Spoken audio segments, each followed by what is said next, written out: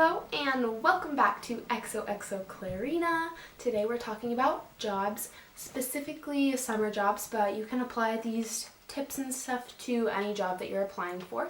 If you haven't already, like this video and subscribe to my channel to see more on XOXO Clarina, and welcome if you're new. Alright, so if you can't tell from my t-shirt, I just started at Yogurtland, and this is going to be a summer job for me. I applied for a seasonal position since I'm only going to be here for 3 months before I head back to San Diego.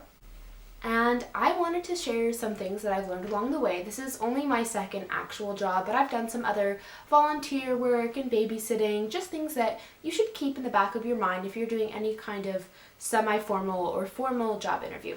Today I'm going to share with you 5 tips, like 5 main tips to securing that job. The first tip that I'm going to share with you is to have a strong resume.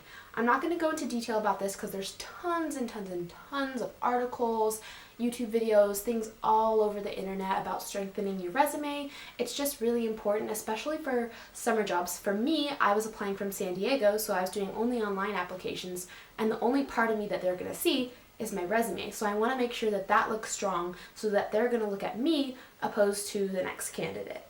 The second tip for getting your summer job is to apply to lots and lots of places. It's better to be safe than sorry, so I'd kind of just search the internet for lots of jobs and kind of apply to a variety of places so that you have some things to lean back on. If anything, and you get accepted to more than one job or get more than one interview, take all the interviews you can get, and you can always just decline a job offer if you already have one. So for me, I had an interview my first week back when I got to San Jose, and I've actually been accepted to another job and been invited for an interview for another job, but since I have this job, I just politely called them and told them I already secured a job and I didn't need that interview anymore, which is totally fine. It's just better to have more opportunities rather than being stuck looking for a job all of summer, and that's money that you could be making with those hours. Another important thing is that if you do get a job interview from somewhere and you're not going to go, it's really nice to just kind of, as a courtesy, to call them and be like, hey, I'm not going to come to this interview. Oh, hello? Huh? Somebody was crawling over from the couch to my filming chair. If you're courteous to those businesses, if anything comes up in the future, that way you still have good rapport with those employees in that company if you need so. The third thing is to contact the place that you're really interested into applying to. So if you're actually living in the area, so for me I was in San Diego applying to jobs in San Jose, so I couldn't walk into the business, but if you're interested in a specific workplace, I would go in, show your face, and bring a hard copy of your resume. It just kind of gets your face out there, it makes you look good, it makes you stand out from other candidates who are going for that job, and in the end, it makes you more likely to get it. If you're living in a different city while you're applying to jobs like I did, you can easily do the same thing by calling the business. You can reach out to them over phone and be like, hey, I'm really interested in this position. I completed an online application. I'm in San Jose, so I can't come in and visit your place of business, but I'm really interested in this job. Expressing interest in the job is really important because they're going to say, oh, I remember this name compared to somebody else who didn't make any extra effort at all.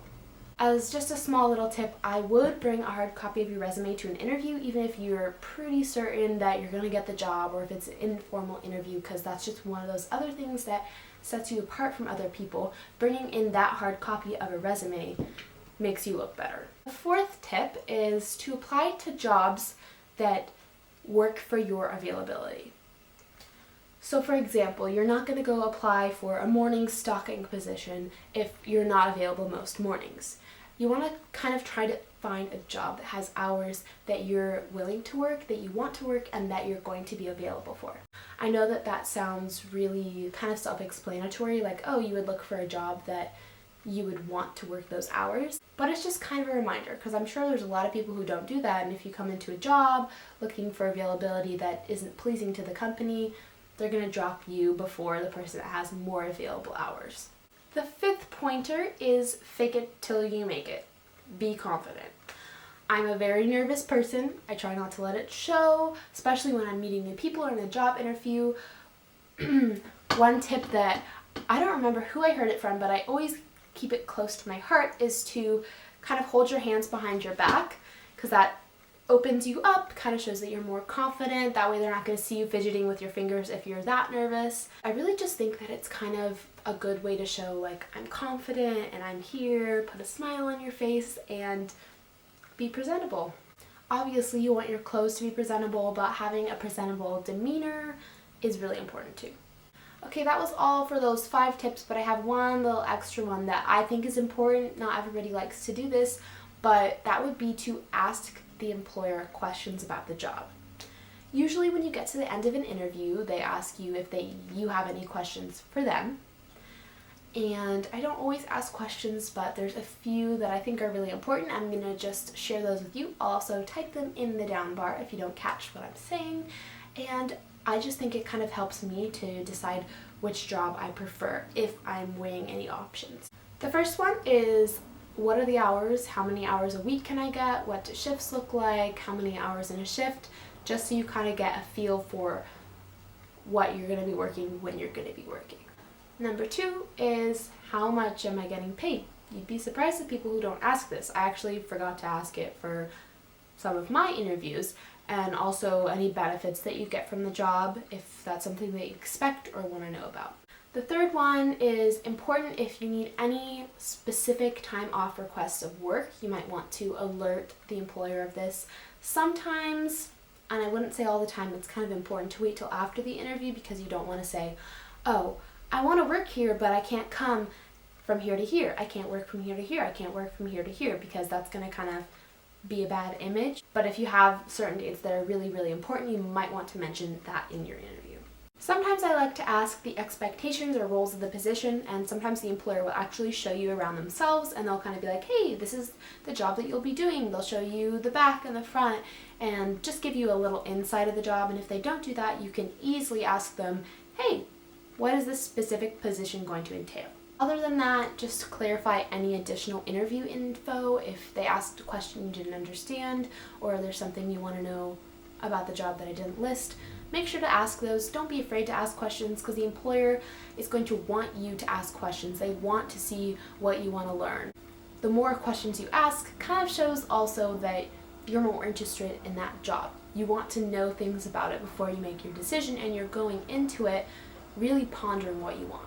Like I was talking about being confident before, holding your hands behind your back, I get really, really anxious and nervous before I start a job. Even this job, I've only had 3 training shifts, and before every single one I have felt like I'm going to throw up and poop my pants. I just hate the part where you have to walk in and meet new people, and as soon as I've met them I'm totally fine. I feel like I can keep up a good conversation, but it's really, really scary sometimes.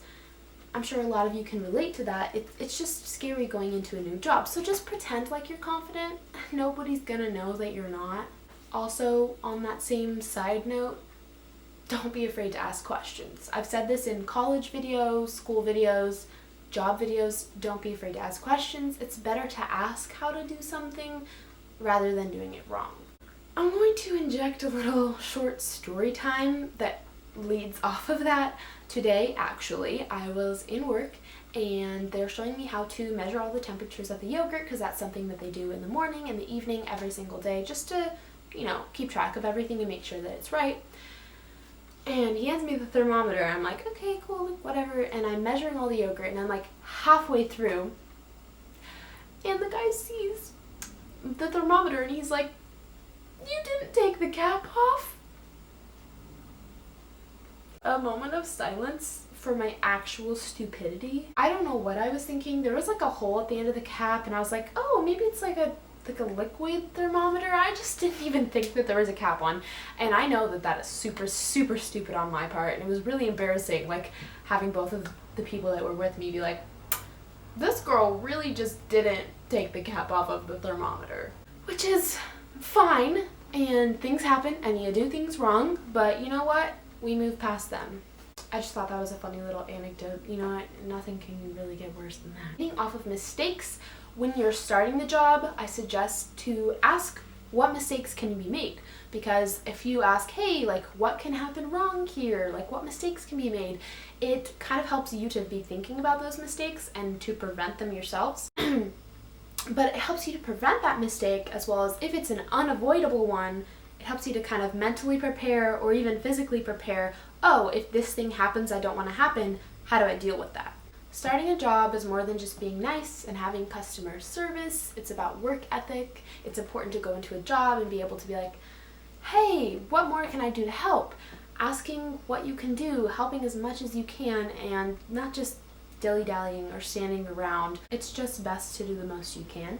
And you want to keep those kind of good relationships with not only your coworkers, but your bosses, employees, and stuff like that.